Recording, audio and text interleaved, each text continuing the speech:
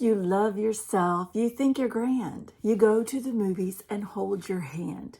You put your arm around your waist, and when you get fresh, you slap your face. Folks, that is not the kind of self-love that I'm talking about. Hi, I'm Candace from Stay Outrageous, and I just want to give you a little update because I have absolutely dropped the ball, and I just want to give you a little insight. So my goal was this month to have a book club about love yourself like your life depends on it. It looks like, it's a quick read.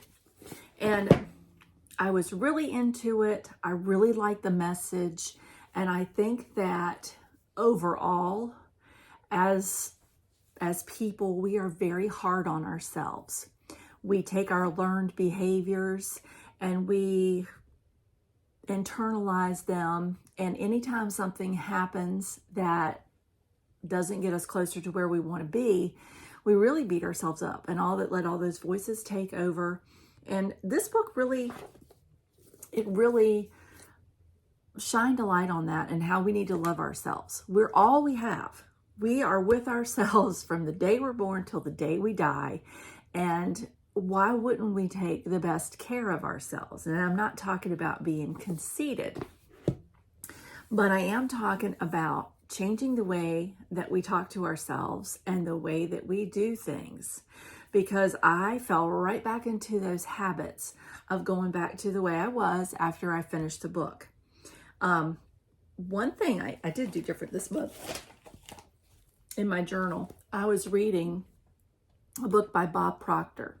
And I am a big fan of his. I love to listen to his recordings and I read his books. And one of the things he talks about is that you don't just read a book and be finished with it. You study it. And I think that's where I just fell through. I read the book, I finished it, I put it out there, and then I just moved on to the next thing. And that is my tendency, to just keep on going, to keep collecting underpants and to never really sit down and do the work because of whatever I'm scared of or whatever I tell myself on the inside or whatever habits I have.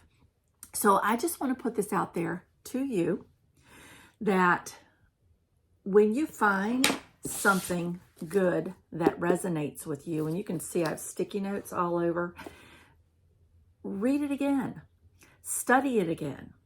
I have gone back to this many times. When I look at myself in the mirror and I see what's there instead of the potential for what could be there, I have to stop and make myself think about this. Because why would I be hating on myself? I have thought and said some things to myself that I would never, ever let anybody say to my best friend. Ever. I wouldn't let them say it to my children. I wouldn't let them say it to anybody. And yet the habit is to do that. And I think that's one of the biggest takeaways from this is now, instead of looking in the mirror and looking at everything that I don't like, I look at myself and I blow myself a kiss. And I think about all the good stuff and I think about all the crazy stuff. And I just send myself a little love. So if you don't read the book, if you don't join the book club, that's absolutely fine.